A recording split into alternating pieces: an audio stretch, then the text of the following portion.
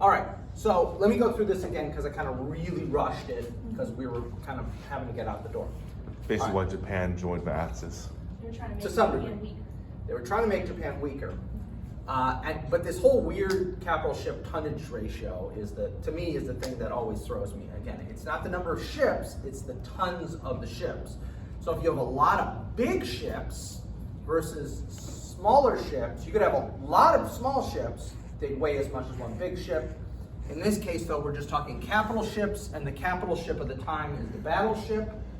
Some people are calling it still dreadnought, though that term is starting to fall out of favor by the 1950s. But it sounds so much cooler, though. It sounds kind of scary. It does.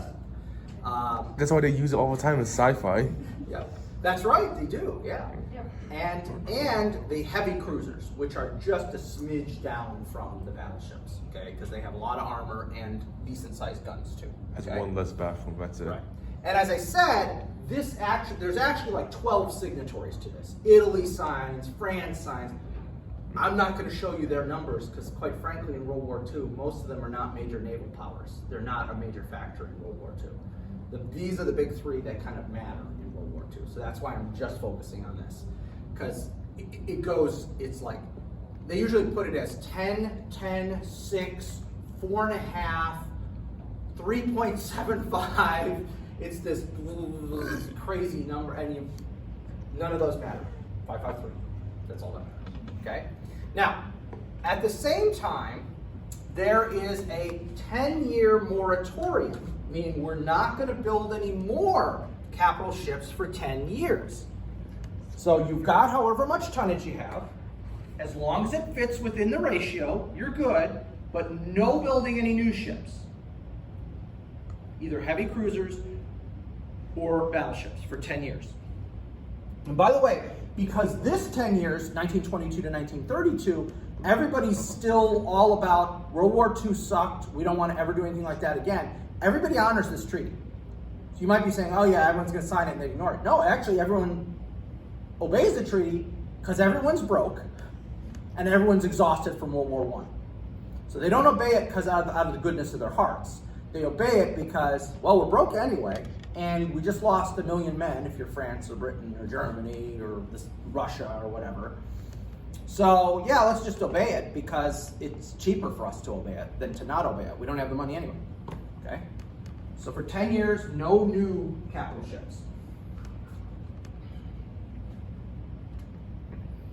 We're going to say the maximum gun caliber you can have on any of your capital ships is 16-inch shells. Now let me give you a point of reference on this.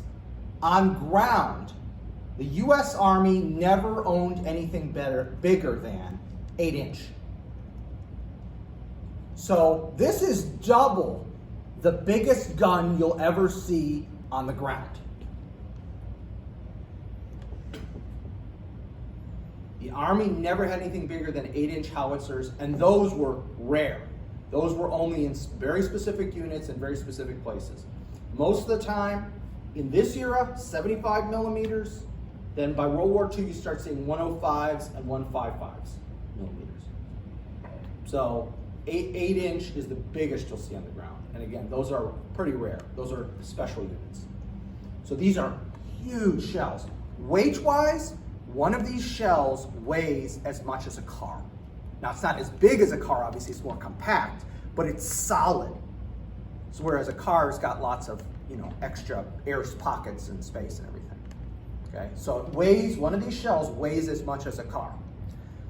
Now, after the moratorium expires, or not the moratorium, after the caliber thing expires, the Japanese will decide 16 inches is too small.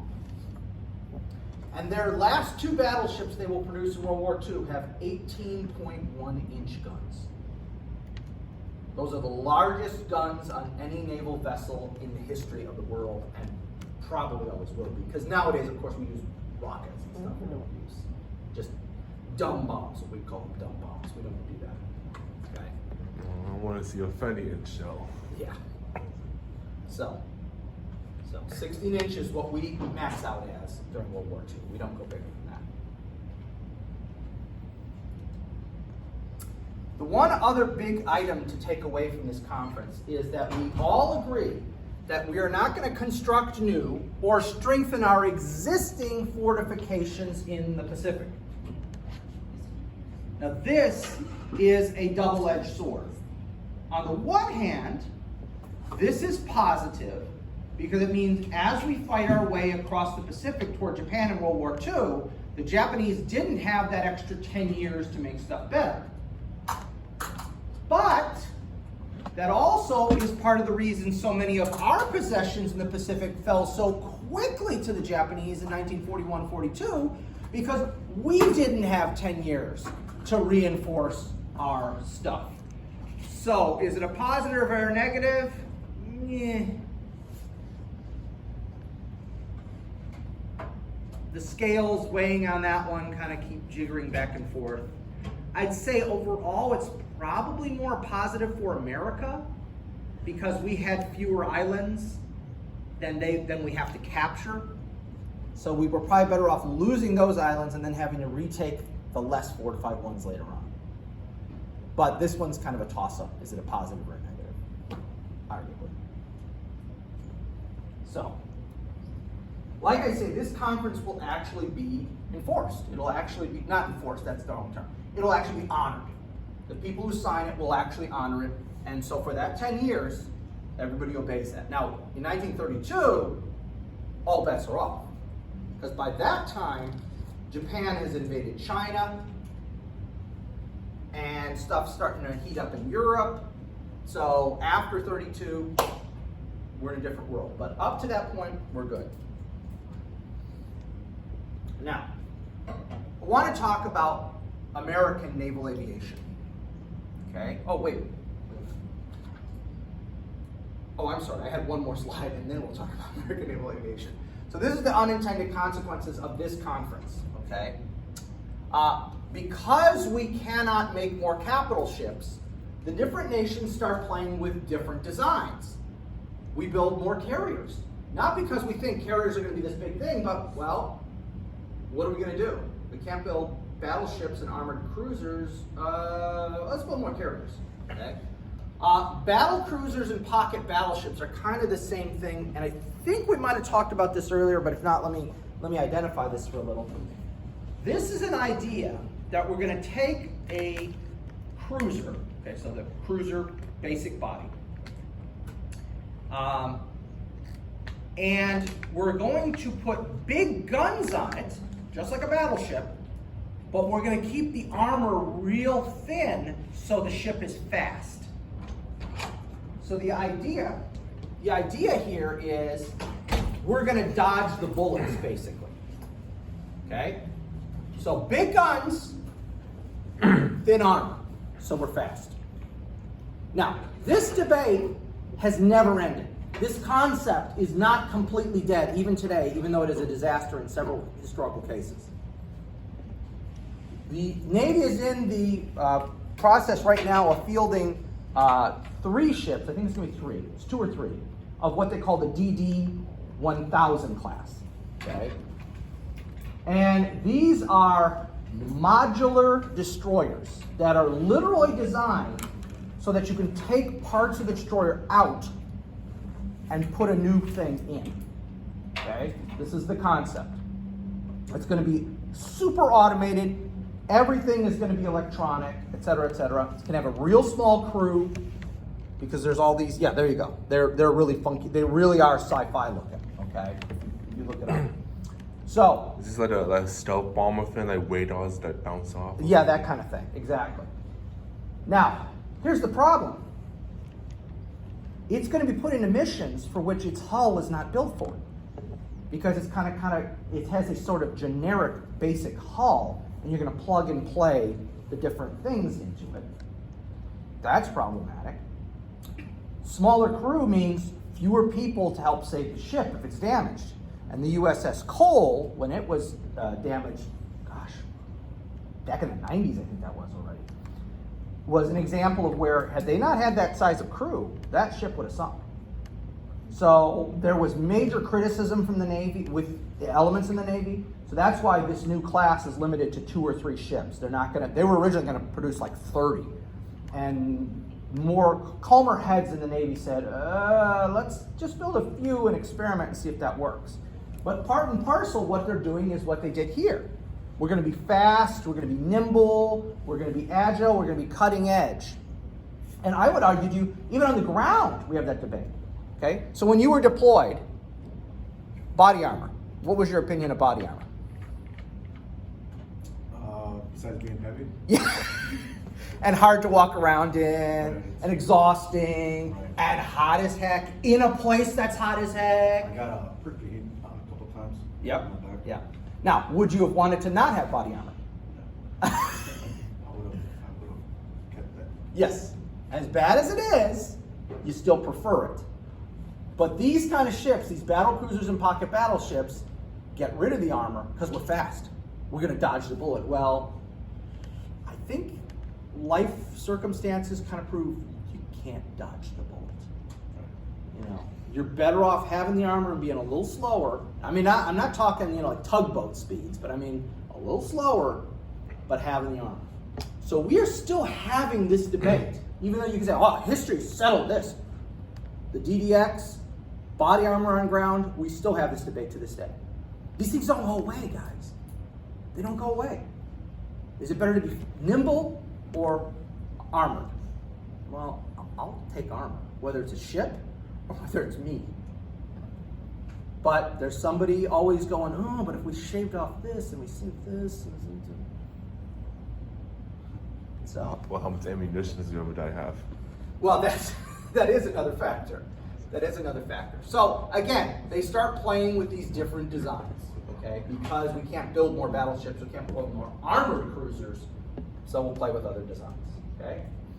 Our research and development into new weapons, new armor, and new performance characteristics accelerates because, again, we can't just build big, strong, big guns, okay? We can't do that, so if we can't do that, how can we do other things? Now, I know this is, the example I'm going to give you now is outside of our period of time that we're studying right now, but I think it's still a good example, okay? Chobham armor, which is used on the American M1 Abrams tank, is the best armor in the world. Chobham armor wasn't designed by the United States. Chobham armor was designed back in the 70s by the British. But the British didn't develop it for tanks. Anybody want to take a guess where I'm going with this? Who in Britain developed Chobham armor?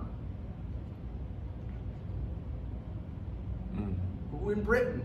What part of the British government designed the armor? Air Force? Navy? The Royal Navy. It was supposed to be ship armor. That's what they originally designed it for, ship armor. Now, I don't know why they didn't get it to work on the ships, or maybe they do, but it's in limited amounts. I don't know the story why that. But basically, the ground guys found out about this and were like, holy crap, this would be awesome for tanks. Okay, and the British Challenger, the American Abrams, I think the the German Leopard, I think they all have Chobham armor. Okay, so that was an example of, again, not in our period, but that's an example of a development that wasn't even intended for that purpose, that you found a use for it somewhere else. Okay, so that's just one example. There was also a very big interest in base defense. So your islands out in the Pacific, how we're going to defend those bases, as well as how to assault them if you're going against the enemy. Most people don't realize this, and I only know this because one of my buddies from grad school is a Marine historian. 1/3 of the Marine Corps' interwar budget just went to base defense. 1/3 of their entire budget was just focused on defending these little islands out in the Pacific. Please. About 3 or 4 years ago, they did this safety test on all these bases, expecting average rock and pass. We found out that about 2/3 of bases in there failed all safety regulations, and it wouldn't be able to take itself. Yeah. So I've just been waiting for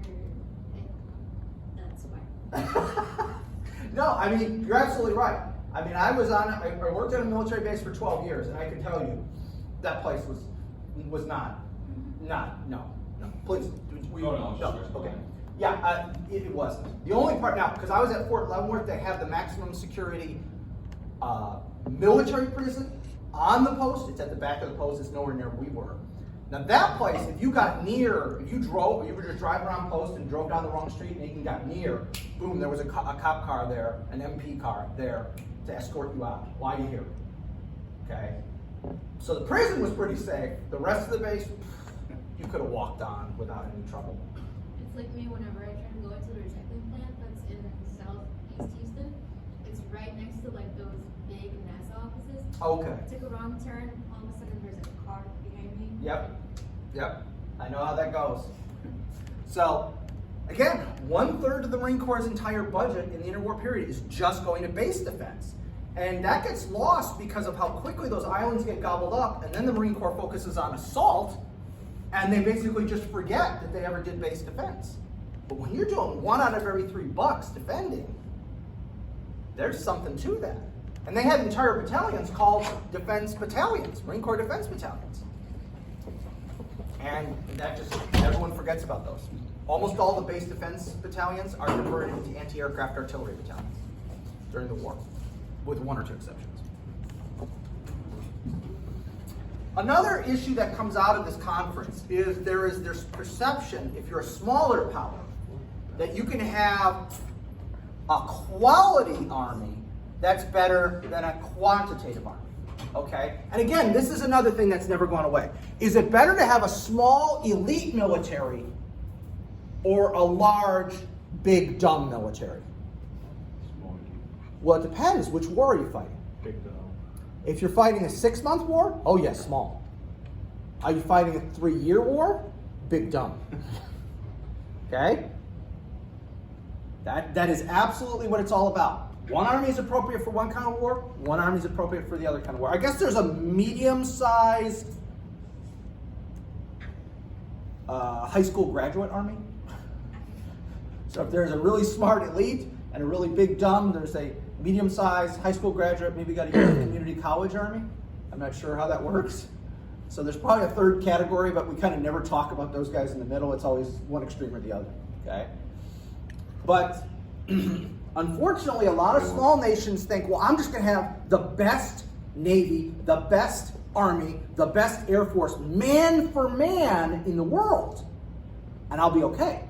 And again, if it's a 6-month war, you're right, you will be okay. Well, was there a previous debate that air power trumps everything? Well, yes. I mean, there's that whole thing, too. You've got the air power guys selling everybody this.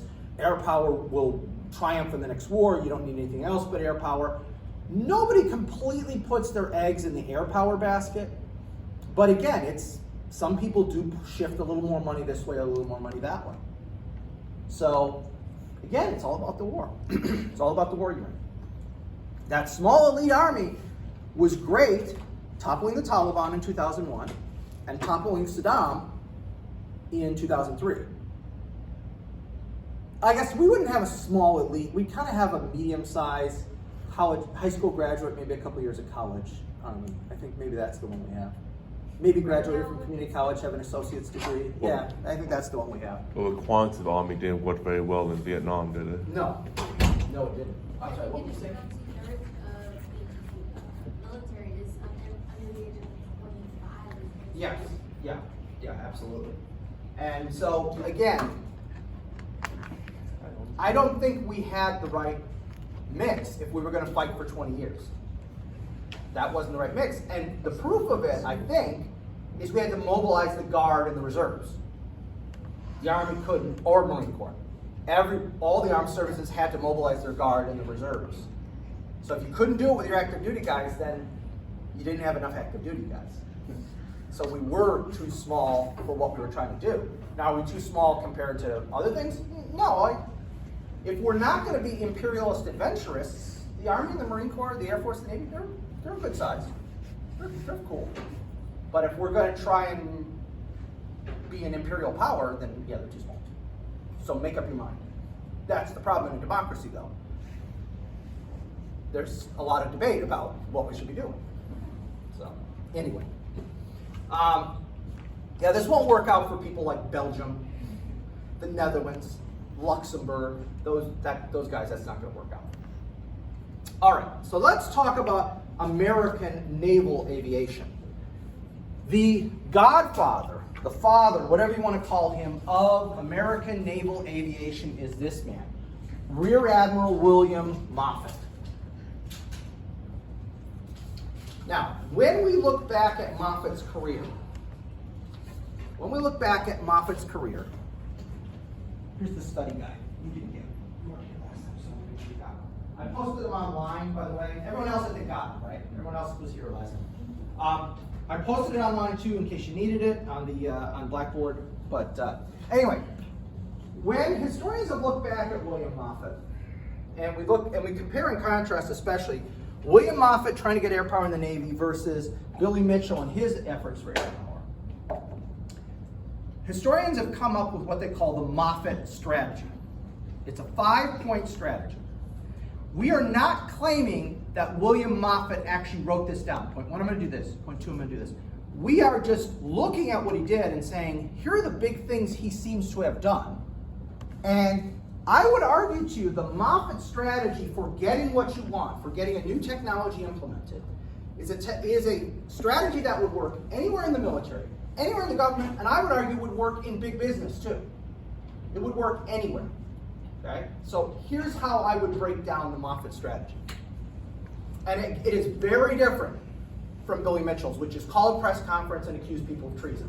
That's not the way to get what you want. All right, number 1, you need a high-ranking sponsor to support your idea. Now, within the context of the American government, who are the best high-ranking sponsors to get your idea through? Senators. Senators or congressmen. Why them? People usually knee-jerkingly say, the president. Why is it congressmen and senators and not the president? Because they're in term for longer, and so they can basically push your ideas through without having to worry about just having those 2 terms to get things done. Okay? There's one other reason. What's the other reason? If it doesn't get through those 2 houses, parts of the government, no one ever got a chance. Right. Because of this. This is what you're talking about. Money. House and the Senate control money. Supposedly more the House, but the Senate really does too nowadays. It's money and time. So those are the 2 key things. These guys are going to be there forever. We all know how long some of our members of the House and Senate have been in office. We really Now, I'm all about term limits. I don't care which side of political aisle you are. I don't understand why we don't have term. We have term limits on the president. We should have term limits on House and Senate. Sorry, that's my little soapbox for today, but it's ridiculous we don't have term limits. Again, I don't care which side of the political spectrum you are. We need term limits. Sorry. I think most people goes in an office and you don't do that. Yeah, well, especially the senators, because you're in for 6 years. You can screw off for 4 years, and then the last 2 just start revving it up and passing a few bills and doing all that, and then whoop, you're reelected again. Sleep for 4 more years, rev it up for 2. That is insane. That's 6 years. That's another thing I turn. Constitutional amendment give term limits. The Senate should be no more than 4 years. And actually, I think the president should be even shorter, 1 6-year term. That way, no running again. Because I think that's kind of shabby, regardless of whether you like the sitting president or whenever the president is. Having a president have to run to be reelected is kind of shabby, whoever it is. He should be he or she should be the president, and they're going to be our leader. And then they serve that 6 years, and then they ride off into the I sunset. think that That's might like- be a good idea because it'll create a higher turnover with new people. Yes. You know, instead of the But- same person over. Haven't like a majority of presidents won re-election anyways? It depends on when. In the 20th century, the majority have. In the 19th century, it wasn't that easy. I think it's about almost a 50-50 split. And you got to count guys who died and stuff like that. So yeah. Cleveland had like 2 presidencies. Two terms separated by another term. Anyway, I'm sorry. That was a soapbox. I apologize. But a congressman or a senator, you get them to support your idea. That guy, or nowadays woman could be there for 50 years. Okay? And we've got people in the House and Senate right now who have been, between the House and Senate combined, have been there 50 years. Okay? And they control the money. So, good. You disguise your innovation as a modification. Now, this may seem absolutely counterintuitive based on the era we live in and how we're used to technology. Why would you want to disguise your innovation as just a modification of something that we already have? Why would you do that? Because maybe it's not like if you're innovative, you do something completely brand new that's unproven. But Okay. a modification, was a time-tested thing. Exactly. It calms you down. No, don't worry. This isn't something crazy that's we've never heard of before. We've done this before. I'm just making it better. So that's a big part. There's one other reason why you'd want to disguise it as a modification that goes hand in hand with, it's not something radical, it's not something new. Please. Is it cheaper? Bingo. Oh no, we're not starting. We're not everything. We don't have to throw away all the old stuff. We're gonna modify this existing stuff so it'll be cheaper. So that, the congressman and senators, hey, don't worry, don't panic. It's not gonna be that expensive. We're gonna bring the prices down. Okay? Now again, we live in an era in which it's all about the new. But, and quite frankly, when you look at our government, they don't seem to worry about how much they're spending on stuff. But when it's debated in the House and Senate, that is still something you can pull out that would calm people down. Oh, no, this is not a brand new thing. So let me give you an example. So I brought this up back at Leavenworth. This is more than 10 years ago. I brought this up, and one of my students raised her hand. And I said, okay, well, do you have she said, I have an example of this. And I go, oh, okay, what's your example? She was an Air Force pilot. And she flew the C-130, which is the most ubiquitous transport aircraft. We got more C-130s. We may have more C-130s than all the other aircraft we have combined. I mean, we got tons of C-130s. So they upgraded to the C-130J model, okay? And she said, so she went, you gotta go for training on the new models, always. She said she got in the cockpit and she said it was like she was a brand new second lieutenant who'd never flown a plane before. She literally looked down at the instrument panel and was like, holy, I have no idea what to do right now. And she said the more she looked into it, basically what they had kept is the fuselage body was the same, but the whole nose, the whole cockpit part and nose was different, the wings were different, the engines were different. This was barely anything to do with the C-130. But whoever was I don't know if it was McDonnell Douglas, Northrop Grumman, I don't know who was behind it. They had sold it to Congress as, oh, no, this is not the C-131, it's the C-130J model. But she said it took her months before she felt comfortable flying in that thing. She said it was like a whole brand new aircraft. It was like she'd never flown it before in her life. And she had like 10,000 hours in C-130s. What was the time frame? In the sense of when she...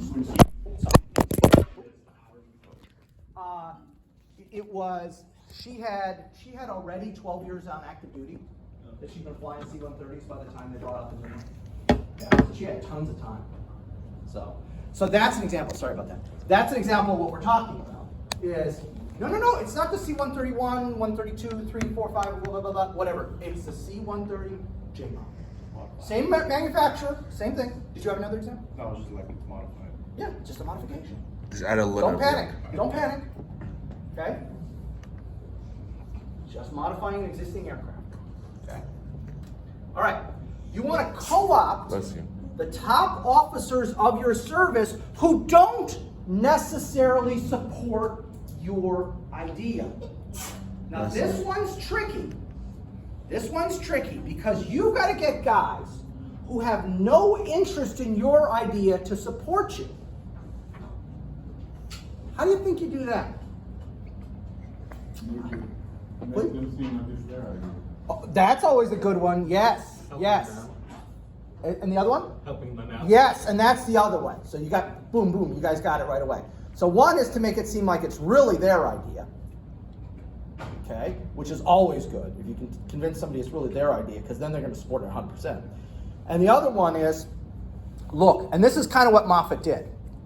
Look, he's in a room with a bunch of admirals. Now, notice, this is not some young guy, okay? He's an older dude. Look at all the ribbons, okay? He's an admiral. This is not some ensign or lieutenant trying to convince people. This is an old battleship guy. This guy grew up on the dreadnoughts and the battleships, okay? Oh, and by the way, you probably can't make it out, but that top ribbon, that's the Medal of Honor. So that lends he's got a lot of street cred from that. That's our highest decoration for valor right there, okay? But what he would do is he would sit the guys down and go, look, we all know air power is not going to win wars. All this gibberish with Billy Mitchell and these couple Europeans who are spouting it, it's a bunch of crap. We all know that. That's not what's going to win wars. You know what wins wars at seas? Battleships. That's what wins wars at seas. Battleships. But here is what I can do for you. You help me get these carriers. You help me get these aircraft.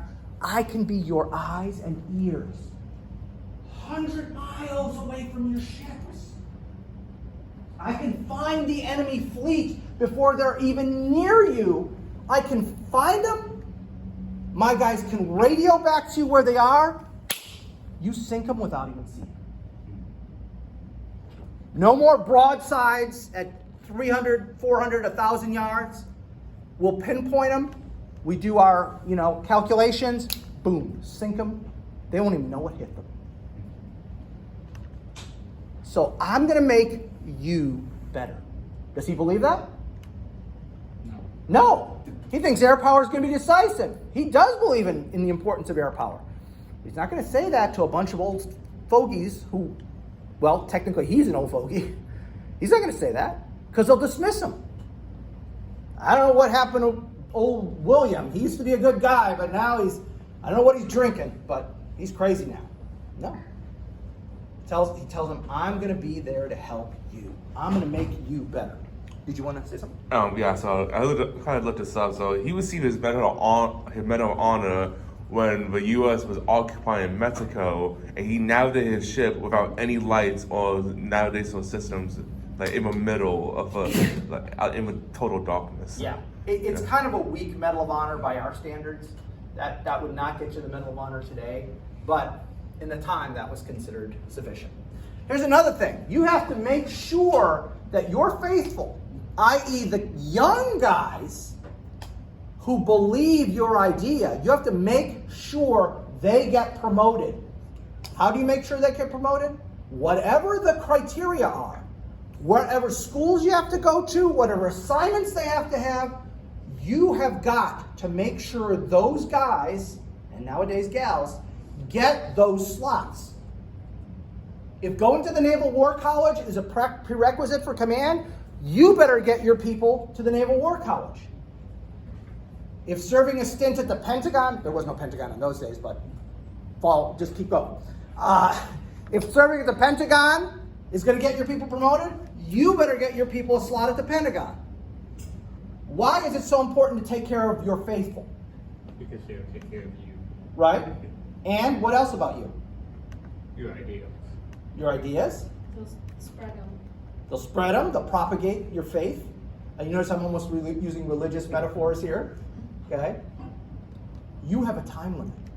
I'm sorry. Yeah, you have a time limit. Especially him. He's already in his 50s. Every time I say that lately, it just gets really depressing. In this era, however, when you're in your 50s, you're pretty long in the tooth, and 60s is about all you can expect. So he knows the timer's ticking. If he doesn't take care of those young guys who support his idea dies with him. And by the way, he doesn't know how little time he has. Remember that thing with Billy Mitchell criticizing the crash of the USS Shenandoah? He's on the Shenandoah. He's dead in 1925. So he has no idea how short his timer is. Well, none of us have any idea how short our timer is or long. Wow, way to make it depressing. I'm sorry. I'm sorry. It's military history. You're for- looking at upbeat subjects. This is not the one. For something a bit more upbeat, so his Medal of Honor, not only did he navigate, but because he navigated deep into enemy territory, and there was a fire closer than anyone else. There you go. Brave man. And smart guy too. And the last point, resist pressure for independence. You do not want to be independent. That is 180 degrees off Billy Mitchell. Mitchell says you definitely want to be independent. Moffat says you never want to be independent. Now, why do you think Moffat would say you don't want to be independent? What's the downside of being independent? Because then the Everything's your available fault. money will be split. There's a big one. You're only getting a sliver, okay? Because there's upkeep involved. If you stay within the Navy, you're just one little part of the Navy. You don't have to pay for doctors. You don't have to pay for chaplains, lawyers, bases, golf courses, okay? You don't have to pay for any of that junk, housing. That's the Navy's problem. All I got to worry about is my aviators and my planes and my ground crews. That's it. Okay? That's all I got to worry about is those things. I don't have to worry about everything. I just have to worry about those things. And let me give you a modern day example. The Marine Corps regularly will say something like, we should be an independent service. You'll hear Marine generals say that all the time in speeches. We should be an independent service. We don't get the respect we deserve. Blah, blah, blah, blah, blah. Okay. Well, here's the reality of that. The Marine Corps' budget is split in roughly 3 ways. There's 1/3 of their budget that comes directly from Congress to the Marine Corps. 1/3 of their budget comes from Congress to the Navy, but with the earmark that this is for the Marines. And about 1/3 of their budget is actually money that the Navy spends on them that is not earmarked for the Marine Corps. So if the Marine Corps decided tomorrow they are going to be independent, they would lose 1/3 of their budget. Reminds me of a joke. Was it referring to my fingers being up? It wasn't that joke, was it? Marine. Oh, okay, it's a Marine joke. You wanna hear it? If he wants to indulge you, I'll let him indulge you. What do you call a Marine with an IQ of 70? General. Ooh. Anyway, so that's an example. They've got to pay for all the overhead. The Navy's paying for all kinds of overhead that the Marines don't have to pay for. So even though you'll see every so often Marine General talk about how we don't get any respect and we should be our own service, I'm never going to leave the Navy. Those guys are smart. I'll tell you this. All jokes about the Marine Corps aside, every field grade Marine officer, so major and above, that I've ever met, way smarter than the comparable Army officers. Because to make field grade officer above in Marine Corps is a huge deal. Most Marine officers are told, regardless of whether they want to or not, at captain, they're told, thank you for your service, go off and enjoy your life. Whereas the Army, most people select out. In the Marine Corps, a higher percentage want to continue and are told, there's the door. Okay? So the guys they get as field grade and above tend to be really smart guys.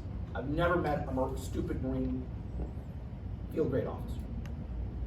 So I will offer that to your service. So there you go. That's the plan. And I tell you what, this would work in business. This would work in the civilian part of the government. This is a strategy that will get you what you want. It won't make enemies like Billy Mitchell's, because Billy Mitchell made enemies everywhere that man went. This is going to get you what you want. It doesn't make enemies. It considers finances. It considers all these different things, taking care of your faithful, the people who are going to continue your idea. I think it's a great strategy. And again, I'm not saying Moffat had this written down somewhere. I'm saying historians have looked at what he did and go, this is if you condense down what he did. This is what it is, 5 bullets. So I offer this up to you. If any of you don't pursue history or don't pursue a career in history and go into the business world, it's a good strategy. I think it could work for a historian.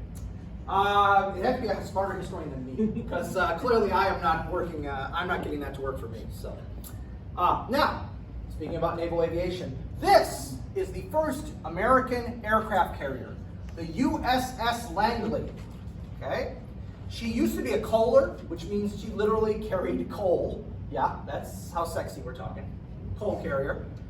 She was the USS Jupiter, She's converted into an aircraft carrier. During World War II, she will be sunk in February 1942 by the Japanese. She'll be in the Dutch East Indies when she's sunk. By that point, she's being used as a seaplane tender. Okay, so she's a quasi-aircraft carrier at that point. Now, since she was converted from an existing ship, you will notice that she's kind of an ugly ship. She's not very beautiful as ships go. And look at this. Do you see that? Looks like there's like a fence in the middle of her deck. You see that? Well, the reason there's a big fence in the middle of her deck is she's got a giant hole in the middle of her deck. The elevators that they will install in later aircraft carriers, nobody made a provision for that when they were building her. So she just has a big giant hole in the middle of the deck, and they use a crane to raise and lower the aircraft. Now, if you've ever been out on the ocean, you know what waves do to a vessel. Now, the bigger the ship, the less you feel the waves. But I got to tell you, that whole idea of the pendulum and having something at the end of the pendulum and how much it swings, that sea had better be like glass when you raise or lower that plane, or you were going to smash it to a million pieces, taking it up and down. So this is not a good system. But again, nobody thought it through. It's just, we need a carrier. Everyone else has got carriers. Why don't we have carriers? Build a carrier! And that's what happens when you build a carrier from scratch, and you not from scratch, and you don't know what you're doing. Okay. Now, the U.S. Navy decides to start getting behind. Moffett is having success. He's still alive. He's having success. And when the General Board of the U.S. Navy meets in April 1923, they put out an amazing plan for what they're going to do with aircraft in the Navy. It never gets fulfilled, but this was the plan. Every possible ship was going to have aircraft. Battleships are going to have 3 aircraft. Cruisers, destroyers, submarines. Now that might sound insane. The Japanese actually went through with that.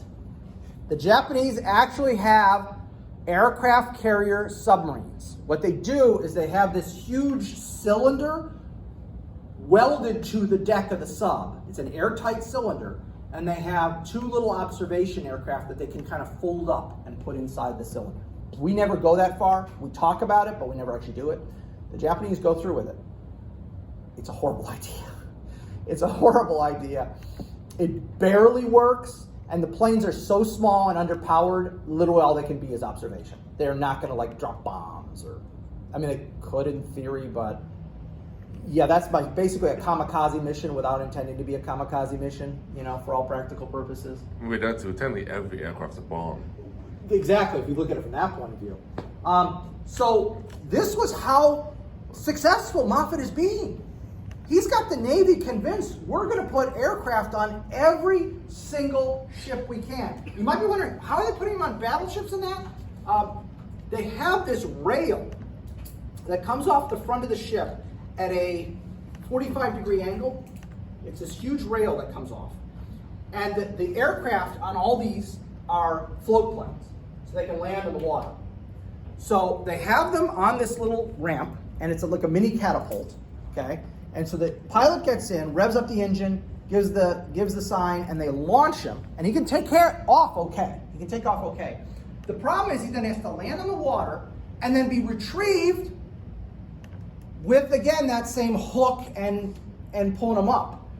And again, there's that big wall of the ship there. So if that thing starts swinging, and that's why we only do this for a few ships.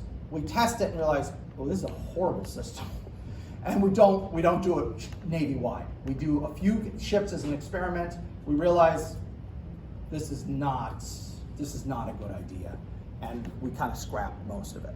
Okay. We do, obviously, the carriers, and the seaplane tender is the USS Langley when she's converted to a seaplane tender. But these never get done, except for a few experiments. And good thing we didn't. I love how successful Moffett's being. I mean, kudos to the man. He had them thinking they were going to do this, but that was just insane. Okay? And it's a good thing we never did that. Okay. Now, here's another issue. How early you make your decision to convert to a new sort of technology. Okay. Now, specifically, we're going to be addressing naval aviation, but this is another problem when you're talking about any new technology.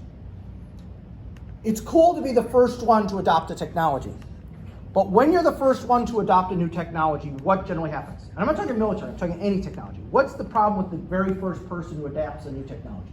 Usually it's shut down. It gets shut down, okay? It's the first problems. It's got lots of teething problems, right? It's already outdated. It's outdated in a split second. Yeah, yeah. So all of these, and we can find other ones too. There's all kinds of problems, all right? You've got this new technology. It's never been used before, and you're going to have issues. It's cool to be able to say, I'm the first one who got an iPhone. I'm not, okay? But I was one of the first people who bought an iPhone 1, or whatever they called it. Well, within a year, they're putting out the iPhone 2. Okay, and if you remember the iPhone 1, there were a whole bunch of things that they put in 2 that's not in 1. So, except to sell it now, you know, as a curiosity, it got outmoded pretty quick. Now, was it innovative? Was it groundbreaking? Absolutely. Okay, but when you don't want to adopt technology too quick, you want to let it play out a little bit before you jump in, just to see where is it going. How much is it going to mature? How much is it going to change? Okay? So when you make early decisions, you have issues. So now specifically about the naval aviation. Okay? These early aircraft carriers that we have a very small number of airplanes they can fit on board. Why? Well, the Langley was converted from a collier, and the next 2 carriers were converted from cruiser hulls. Because of the Washington Naval Conference, we had to scrap the next 2 cruisers we were building because they were going to be armored cruisers, which is prohibited by the Washington Navy Conference. So what do? We take the hulls and we turn them into aircraft carriers. Here's a little bit of trivia. Is there a marker here? Of course there's not. Nope, not one. Is there? Let's see that. All right, so Navy ships have designators. So DD is for destroyer. Okay. Submarines are SS. Okay. I know that sounds bad, but it's not. It's silent service. I have better markers if you need them since I was really drawn out. I appreciate it. I'm only going to do a couple things. So, now aircraft carriers today have that CVN and then a number. Okay. CVN and then a number. Now N is obvious. What's the N for the modern aircraft carriers? Naval. No. How does what Nuclear. Nuclear. No. Okay, so that's nukes. Okay, that's nukes right there. All right. Now the C and the V though go all the way back to the first 3 aircraft carriers. Anybody want to take a guess on what the C stands for? Come here. Cruiser. You cheated. You've heard my spiel before. No saying what the next one is. All right. Cruiser, because CV2 and CV3 were converted from heavy cruiser hulls. So to this day, they still use C for cruiser. And actually, CV1 was a collier. So C still kind of works, even though technically C is supposed to be cruiser and not collier. How about V? This is always the trickier one. No saying it. Okay. Vessel. No, vessel is what everybody assumes. By the way, most naval officers don't know this. I was appalled at how few naval officers knew what this meant. Any other guesses? Okay. Van. Vass. Vane. Okay, no, Vane, all right. Vane, All right, all right. vacuum. No. Is it version? No, version is another thing people drink. Aviation. You might be going, what the Oh, wow. bleep are you talking about? One of those acronyms. Well, the problem is I hate CA was already used. That meant cruiser armored. That's what heavy cruiser's designation is. So we couldn't use A, so what's the next word in aviation? V.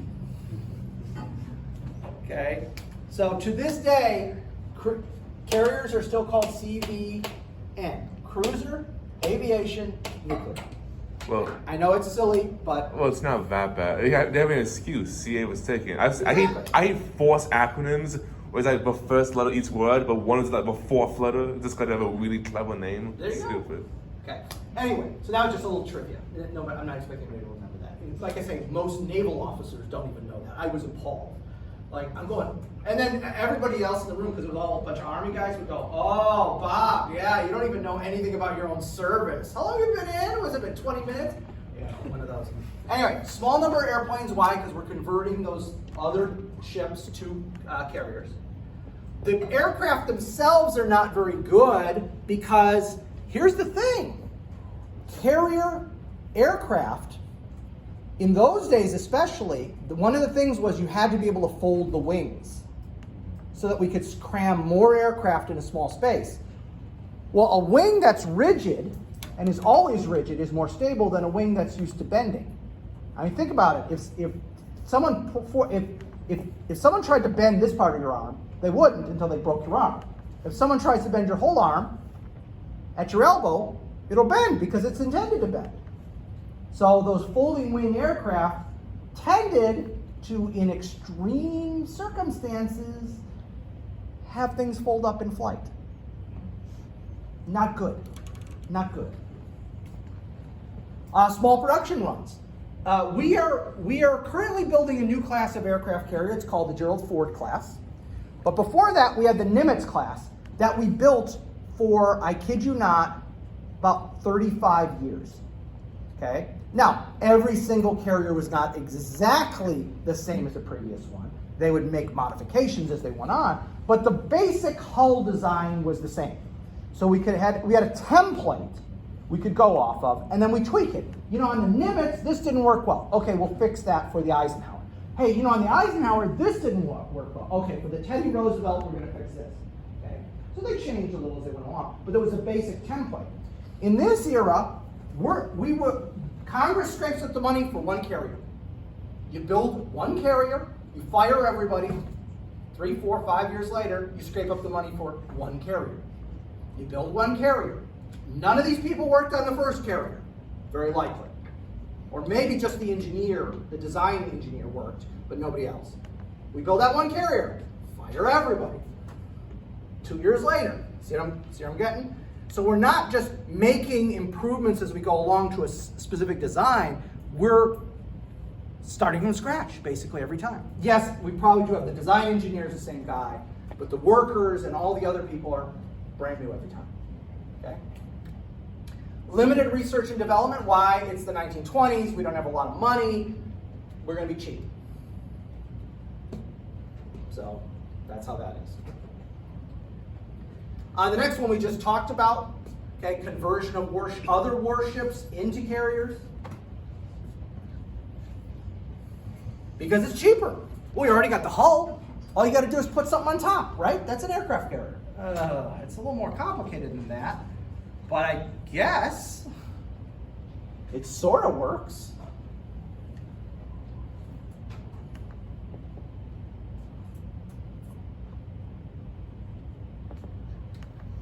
The question of the flight deck.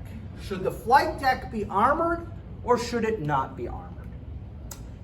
The United States decides that the flight deck of aircraft carriers will be wooden, teak wood in particular. The British, on the other hand, have an armored flight deck on all their carriers. Now, on the surface, you would say, how stupid are we? How smart are the Brits? As is usually the case, it's a little bit more complicated than that. Where do we expect our aircraft carriers to operate? Where in the world are they going to be operating? Pacific. The Pacific. That's the big Montana. theater. That's the big theater, the Pacific, right? Where do the British expect their carriers to operate? Mediterranean. Mediterranean or the Atlantic, generally not far from the British Isles, either in the Mediterranean or somewhere around the British Isles. So the British expect to be under attack not just from sea, but from land. So we need an armored flight deck because we're going to be under attack a lot more. Plus, we're nearer a port. So if the deck is damaged, we can sail into a port somewhere and repair it. The Americans are expecting to be out in the middle of the Pacific Ocean where there is nothing for 500 to 1,000 miles in any direction. No one's gonna ever bomb one of our carriers. What are you, crazy? How are they gonna even find them in the middle of nowhere in the Pacific? They're never gonna bomb a carrier. That's stupid. And God forbid it happens. What port do we sail in to fix that deck? There's no port. We need lumber. We can keep a bunch of lumber. Wood is much lighter than steel. Okay? So we can keep a bunch of lumber somewhere, under below decks and get the carpenter's mates to get out there with saws and stuff and put it back in. We don't need an armored flight deck. No one's ever going to hit one of our carriers. What's heavier, a pound of steel or a pound of wood? But which takes up more volume. That's the difference. So again, during World War II, the U.S. Navy is heavily criticized, and understandably. I was in the Navy, and I'm on an aircraft carrier, and I'm looking at my deck going, why is our deck wooden? I'd be kind of miffed, but it was logical at the time. And again, guys, I've said this before, and I apologize if I'm beating a dead horse. Don't fall into that bad tendency of thinking everything in the past was stupid and we're so smart now. Please don't fall into that. Because you know what? They were as smart as they could be under the circumstances they could be. And we're as dumb as we can be under the circumstances we can be. Okay? I mean, did they at least varnish it? No, but you would wash the deck with they had a specific kind of stone you would wash the deck with. I forget what that stone, like a pumice stone or something like that. So, what's that?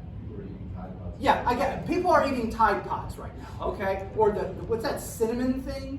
You know, where people take like a mouthful of cinnamon? That was classic. Yeah. Well, I don't care what spice.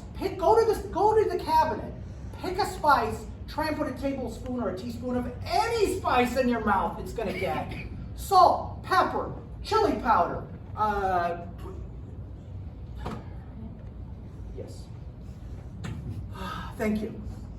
I appreciate that reminder that yes, we are stupid. Yes, thank you. Anyway. The amount of fuel, aviation fuel in particular, you can carry on these early carriers is relatively small because you don't want to have this big, huge, explosive facility somewhere in the ship. Now, nowadays, you have pre-armored where the fuel is going to be. It's in a specific place in the hull. It's been armored. You've got all this stuff. Well, if you're converting a Kohler or a cruiser, you didn't have any of that set up. So it's hard to have large aviation fuel capacity. The launch and the recovery of your aircraft is very slow in these early days. Very slow. Because again, the hull wasn't designed for this. The flight deck is going to have to be quasi-improvised. It's going to be tricky. The British, so I mentioned the British had the first aircraft carriers. Their very first one, they took a heavy cruiser, and you know how it has all that stuff on the deck. In a normal ship, they have all these different things, right? So they just basically, about 1/3 forward and 1/3 aft, they just sheared everything off. And they put a deck on the forward and a deck on the aft. And you landed at the back of the plane, and you took off at the front of the plane. So they had to literally land you, not crash into all the stuff that's there, somehow move the plane around the superstructure, then to take off.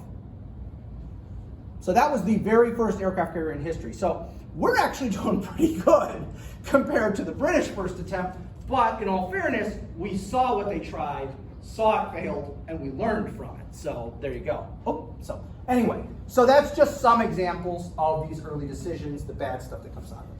All right, let's look at some numbers. And I'm not expecting anybody to remember these numbers or regurgitate these numbers. I want to give you a feel for what's going on.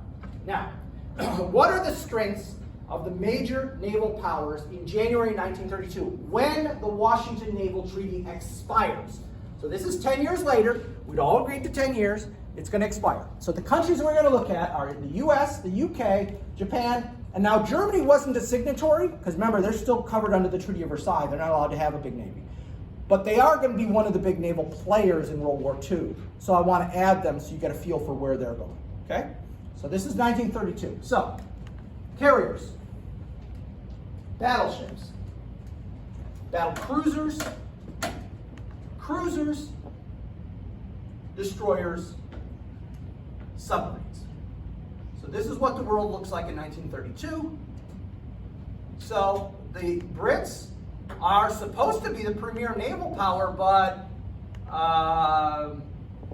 boy, it's awfully close. We got 100 more destroyers, they got a bunch more cruisers, we got more subs, and Japan is not that far behind. Okay? So Germany, again, is just limping out of the Treaty of Versailles era. So they were allowed to keep 4 of their old battleships. They've got a few cruisers, a few destroyers. Subs are illegal. All right. Now, let's fast forward to 1939. And what I've done is I've got this figure on one side and the 39 figure on the other, so you can look at both, compare them, okay? So, this is the same countries, the 32 and the 39 numbers together. Same countries. Carriers. Okay, everybody's building more carriers. Carriers are going to be important in this next war. Got to do that. By the way, the Germans try to build a carrier, which they're going to name the Graf Zeppelin. And they build the hull, and they float it, and they start working on everything else. And at that point, World War II breaks out, and they desperately need submarines. So we're not going to waste resources on a carrier, which is basically a prestige project, just to show, hey, we got a carrier too, when they desperately need submarines. So they just stop building it at about 1940, 41, and it just sits there. At the end of World War II, the Russians get a hold of it, and so they tow it out to the Baltic, and they just basically blast away at it until they sink it. Okay, they just use it for target practice. Okay, battleships. So the Germans have gone ahead and said 2 of these ships are so old that they're like death traps, we're getting rid of them. Battle cruisers. That's what they replaced their battleships with, is battle cruisers. Even though that's an idea, as we talked about, that really doesn't work. Cruisers.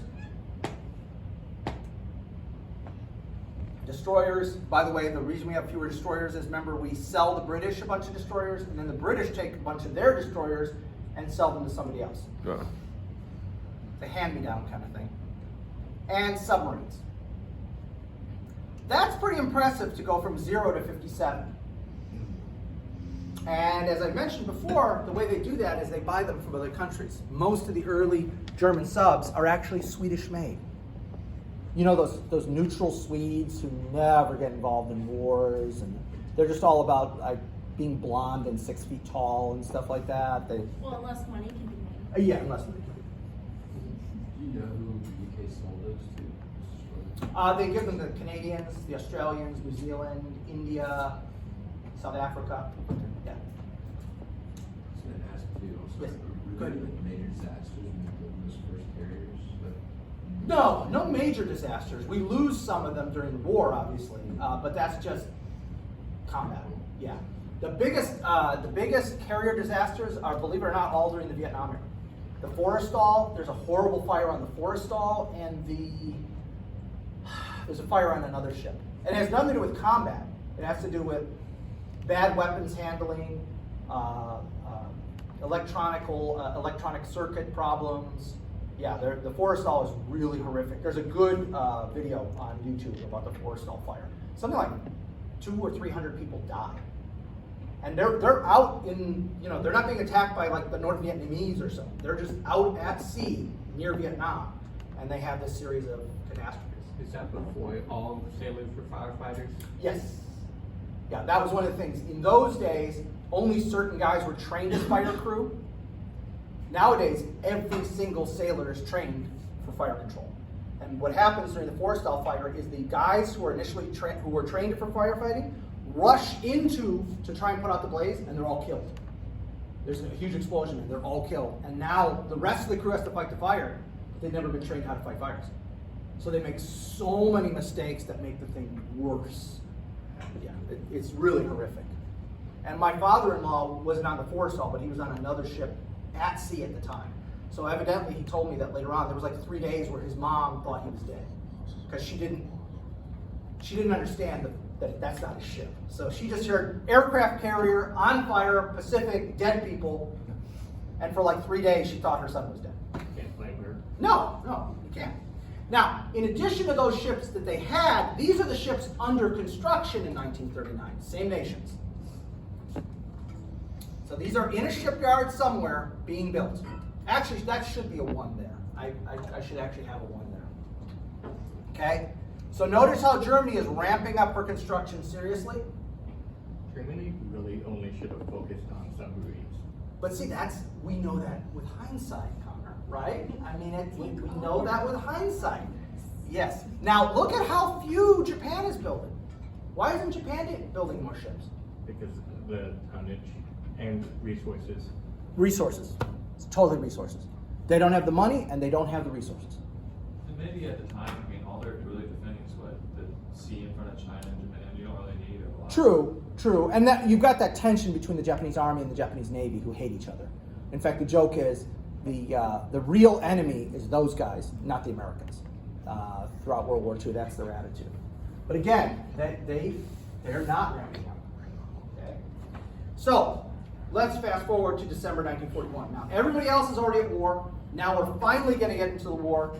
What does it look like? All right. I'm just going to focus on the U.S. and Japan because that's where we're going with that.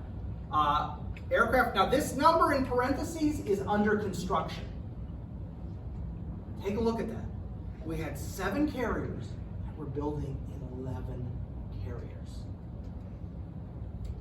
Battleships, heavy cruisers, light cruisers, and some of those light cruisers are what is known as anti-aircraft cruisers. Their purpose is just to act as an anti-aircraft platform for the rest of the fleet they're in. So that when they're attacked from the air, all these do is shoot down planes. They have no other mission. They don't have any big guns. This wasn't even for the war. This one's to piss off Billy Mitchell. Well, I'm sure if he was alive, he would have seen it that way. And destroyers. For some reason, I couldn't find the sub numbers, but that's the other stuff. So again, we are in the process of building, in most of these categories, more than Japan already has. This is your small war, or short war, long war. Short war, long war. The Japanese Navy is a short war Navy. The Japanese Army is a long war army, but the Japanese Navy is a short war Navy. And that's what you see as we play out the fighting in the Pacific. After the first 2 years, the Japanese Navy is out of the war. It's the Japanese Army we're dealing with. And the Japanese Marines, they're referred to as Marines. They're really sailors who fight on ground. They're not Marines in the way we have Marines. There's only a handful of countries that have Marines the way we have it. The Dutch, the British, us, South Koreans. Yeah. I think also Thailand. Thailand might, because we've supported. It's mostly either nations where we came from or nations we support. So South Vietnam had a Marine Corps, et cetera, et cetera. All right, so what is in the Pacific in December 1941? So now, remember, we have 2 oceans. The British have 2 oceans. So what's in the Pacific? Now here I'm going to throw not only the British, but the Dutch, because the Netherlands, East Indies, what is today is in Indonesia, was also in the Pacific. And remember the Japanese argument back in 1922. You guys are going to be teaming up against us. Well, look at the numbers.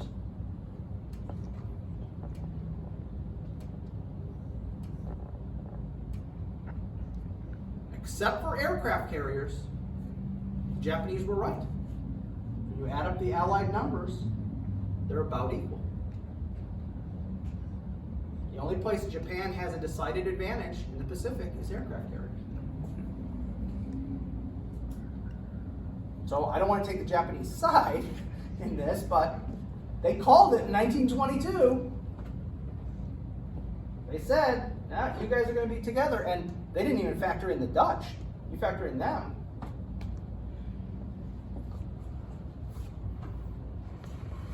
So, for the 5 minutes we have left, let me start talking about the Marine Corps.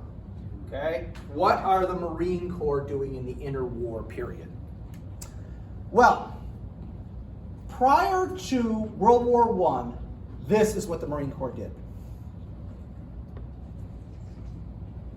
The Marine Corps was historically tiny. Not small, tiny.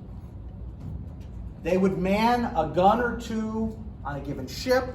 They acted as de facto military police for the Navy. They would do shore assignments if we were invading somewhere, which happened a few times. But the Marine Corps is a very, very small service prior to World War I. And then World War I happens, okay? Now, the entire Marine Corps contribution to World War I is the 4th Marine Brigade, 5th and 6th Marine Regiments in the U.S. Army's 2nd Division. The Army organizes something like 60 divisions, 50 or 60 divisions. They have 1 brigade. The entire Marine Corps is 2,400 officers, 70,000 men. There are about 2 to 3 million men in the Army at the same time. Oh, there we go. There it is. 3 million. About 3 million. Now, the Marine Corps, no one is better at propaganda than the Marine Corps.